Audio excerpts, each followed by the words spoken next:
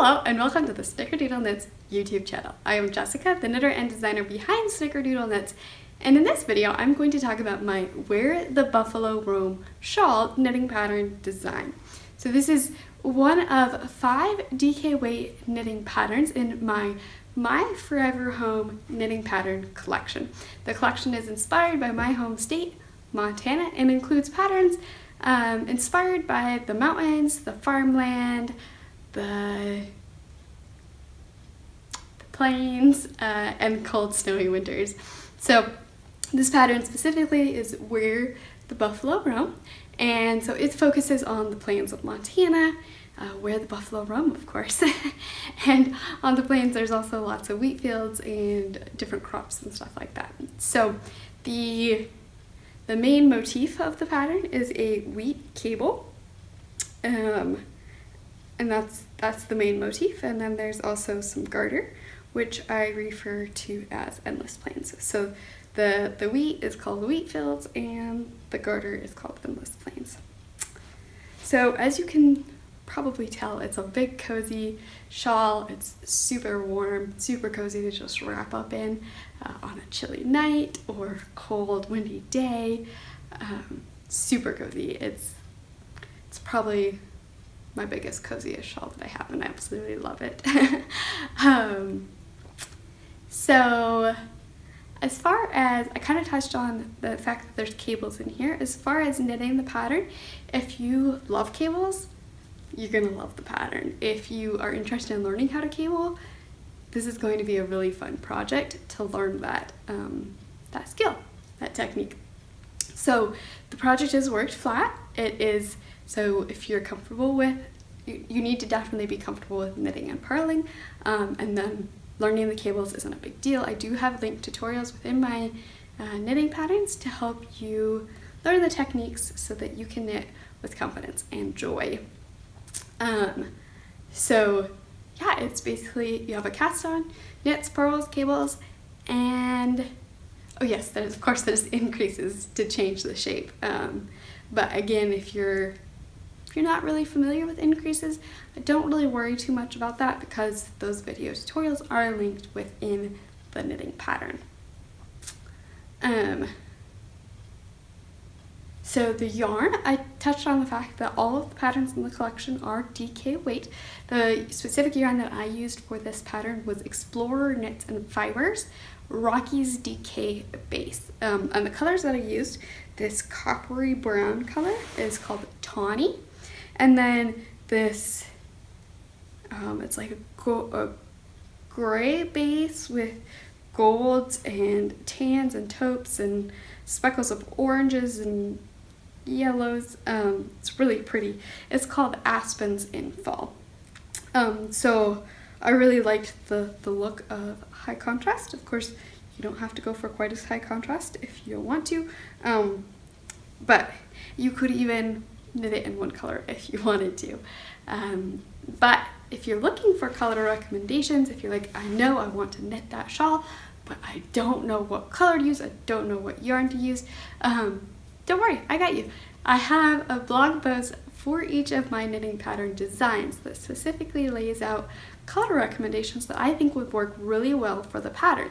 I also have in that blog post alternative yarn recommendations for more affordable yarn options. So that first half of the blog post has color combinations, specifically from Explorer Knits and Fibers, and then the second half has the alternative yarn, more affordable yarn recommendations.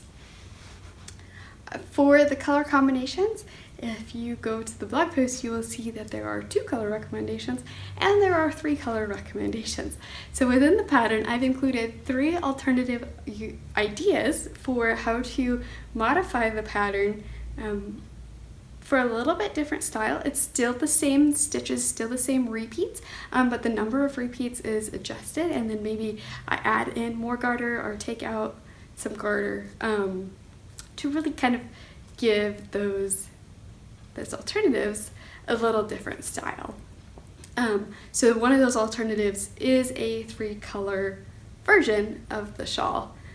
So on the blog post, you'll see that there are 2 color combos and there are 3 color combos. But with the 3 color combos, I think any of them you can pick any 2 colors from the 3 color combo, and those 2 colors will look amazing as a 2 color combination. So that resource is there for you. The way that you get there is you click the link that I have in the description that goes to the pattern page on my website. When you get onto that pattern page, if you go to the yarn section, that outlines how much yarn you need and its needle sizes and all that kind of stuff. I think the section is called pattern specifics, something like that. Anyway, in there I have linked the specific blog with color recommendations and yarn suggestions. So we've talked about yarn, we've talked about techniques. Oh, the knitting experience. So it's so much fun. I love this shawl. And I was so excited when my test knitters also loved it. If you love cabling, I'm pretty sure you're gonna love knitting this shawl. Because of course it's mostly cables. But I had one test knitter who said, I didn't even realize when I was done, like she was just knitting away and kept repeating, and then was like, oh wait, I'm supposed to be done already. And then another test knitter, she said, if I wasn't so excited to be wearing it, I would be really disappointed that it was off my needles, just because she loved the knitting experience. So it's a really fun knit, it's addicting, it's you know, one of those just one more row projects. And even though, you know, there's a lot of cabling, each of these sections between the cables, there's a little bit of eyelets. That's just stockinette, and of course anytime you're working a cable on the way back, you're just purling back. So it's a really fun, addicting knit. It's a big shawl, so there's a lot of yarn, but it's a really fun knitting experience, so don't let the size intimidate you. As you can see, of course, I have fringe on my shawl, but I took photos before I added the fringe so you can have an idea of what the shawl looks like without the fringe if you think maybe the fringe isn't quite your style. And here, I'll just show you what the shawl looks like when it's not being worn. Nice and big and cozy. There you can see the wheat fields and the endless plains, and then there's more wheat fields before some endless plains.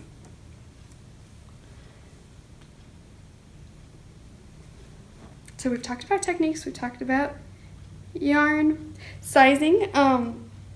As designed, there's only one size, but in those alternative ideas, those ideas include different combinations that create different sizes. So there's one that specifically uses a whole skein less of yarn, so it's a bit smaller, and then I have one that is even larger.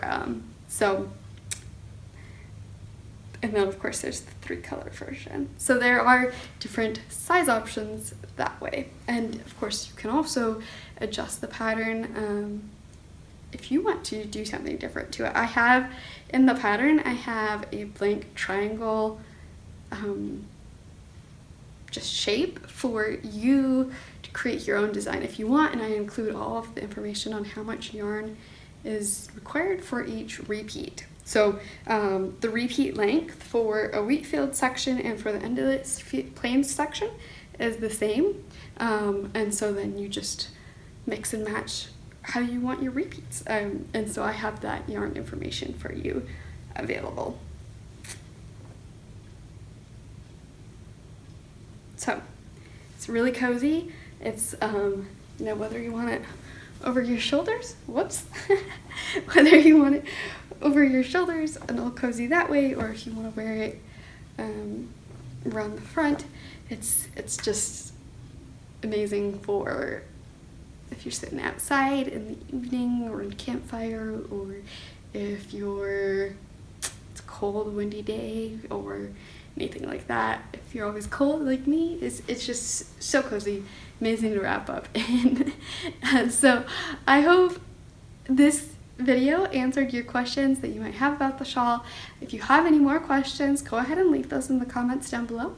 If you found the video informative and interesting, go ahead and give it a thumbs up and subscribe to the Snickerdoodle Knits YouTube channel for additional content like this. I post videos that about each of my designs, like this video, and I also have knitting video tutorials. So those are teaching you knitting techniques to help you knit with confidence and joy. So I hope to see you around.